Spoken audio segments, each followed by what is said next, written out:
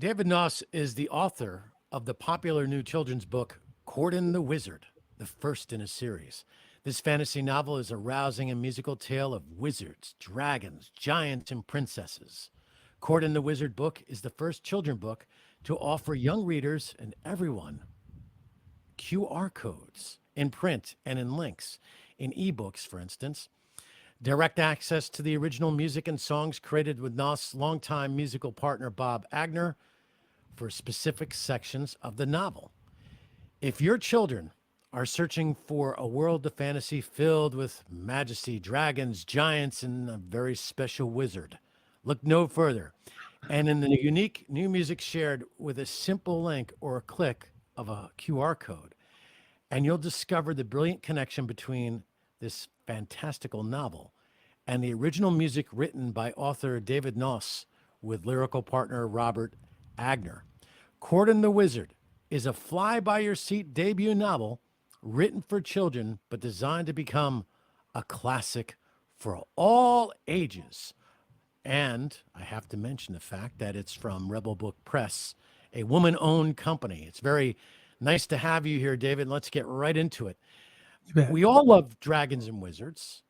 What is Kordan the Wizard about, and what age is it written for? Okay, well, first, let me thank you for taking the time to talk to me today about our new book, Kordan the Wizard. I sincerely appreciate it, and I also want to throw a shout out to our publisher, Diane Lilly with Rebel Books Press, for setting up the interview. It means an awful lot to us. Well, it means Um, a lot to me as well to take time to talk about this great book and the music behind it and to meet you in person. Thank you, thank you. Well, let me jump into it. The book itself is not a huge tome. It's there's just a lot going on in it. This is a story about vision, about integrity, about selflessness in the face of opposition. It's about the power of love. It's about magic. It's about a wizard. It's about a dragon. It's about giants, battles, and finally, it's about inclusion. There is action and an interesting cast of characters. Our target is middle age, school age, but we're finding it's reaching across the board to all age groups, especially those who love fantasy. And many of our reviews are coming from parents who are sharing the experience of the book and the music with their kids, and they're finding out that they get hooked. And just as an aside here, we found out yesterday that our book has jumped to number 7 in our category of juvenile fiction and fantasy. So we're really, really, really excited about that. That's totally awesome. So you might say it's available for kids of all ages. It's a funny thing, David. We start out as little kids and we have these, open eyes, and we're always, I guess, intrigued and excited, and we want to learn like a baby. You ever see the face on the baby when they see mom and dad for the first time? They have this eyes of wonderment, right? And you have that and you believe anything that you're told, basically. And then something happens, you become a teenager and you like become cynical. Yeah, man, right, whatever. And then you become, in your 20s and 30s and 40s. And then right around the age of 50, something magical happens. We turn into kids again. Some say it's the mid-age crisis, but I would say, no, we're just turning back to the way we're supposed to be, childlike. So this is great that we have this for children of all ages. Tell me about how the reader, the audience, integrates the music with the book, and on top of that, has this ever been done before? I can't ever remember that. Well, that's a really good question because we we looked into this because actually it's really quite a simple process. The technology has been around for quite a while. Bob Agner, my songwriting partner, and I were just fortunate enough, with the help of Diane, our publisher, to put two processes together that apparently haven't been put together before. And boom, we create a whole new genre, and we call it singing stories. We had originally started out to write a rock opera, and then I had this prologue I had put together, and Bob and I were working with it. And so I had this whole idea in my head, and I put it down and I started writing it. And pretty soon, I had a book. And so we had a different approach than the rock opera. So what were we going to do? We wanted to intersperse songs with it. We wanted to have the idea that you could listen to music and read as well. So we came up with the idea, and we were going to do only an ebook to start with because we could put links in that. But then when we talked to our publisher more about it, she goes, well, you could could you use QR codes? So I did a little research with that and come to find out, yeah, we could. So we placed original songs strategically throughout the book. There are different parts of the novel, and they're songs written specifically for that section. And we did something else as well. You know how you go through your life singing a song and you got the words all wrong? Yeah, all the time. Yes, Yeah. So absolutely. what we did, we put the lyrics in there too. So they're in the back of the book. So you can, and what we're finding is people are opening up the lyrics and then opening up the song and they're reading the lyrics as they go along. If they do it 2 or 3 times like that, I'm sure they'll be able to hum along with it. Actually, I'd like to ask you, I've got one set up. Would you like to hear one of the songs? Yeah, I would love to hear one of the songs. Okay, I'll probably pull my mic next to the speaker here, but I think we can do it.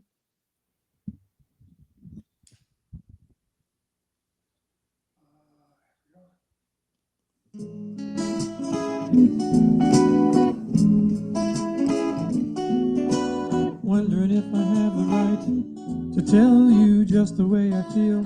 Don't want to fail you, it's hard to look you in the eye. Afraid to see, but have to try. Maybe take a chance to get to know you. Let you see my heart. Please let me show you. I want so much for you to feel that what I'm showing you is real. Touch my arm, I'll lead you to the sky. Touch my arm, together we can fly.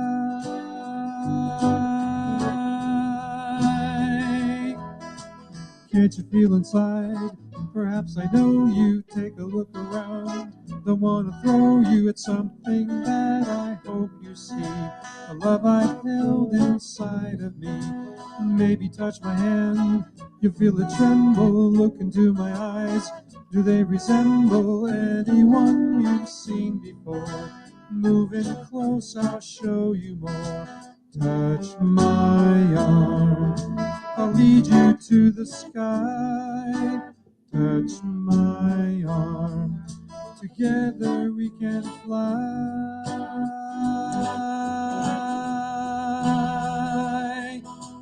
Don't let it go.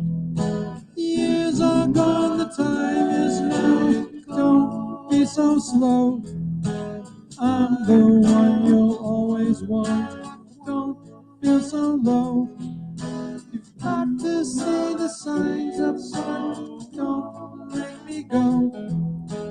I'm the one you'll always, always want.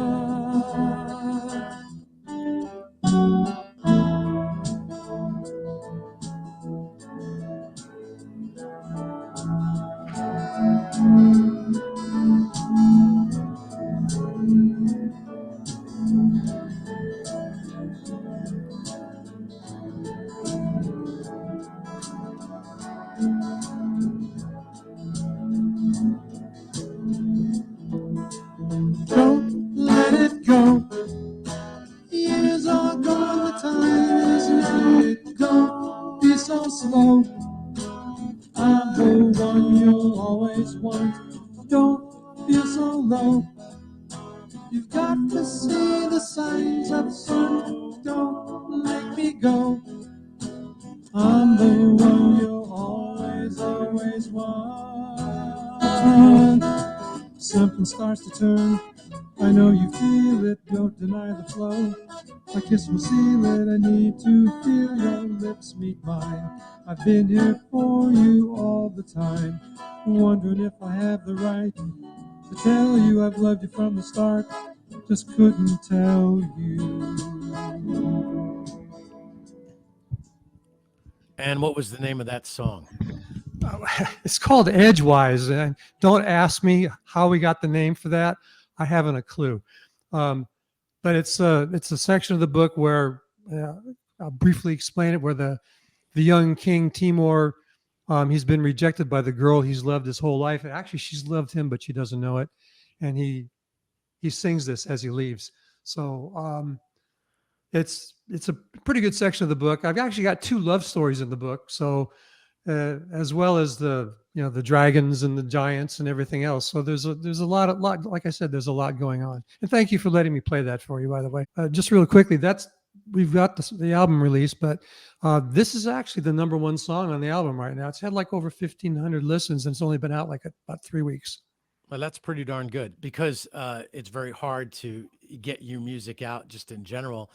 On top of that, I don't know if you guys are considering this, but this would make a great animation with the music and the storytelling and the characters.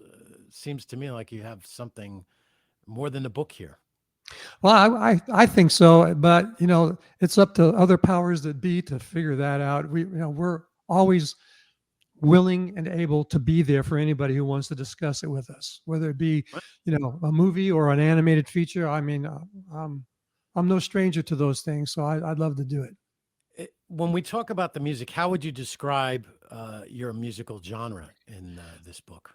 That's a really good question too, because we have a pretty unique sound, and we cross a lot of musical spectrums. Our band is Fireside, which includes Bob, myself, and my wife Kimberly, and we have a really great vocal sound. So we do our best to capitalize on that.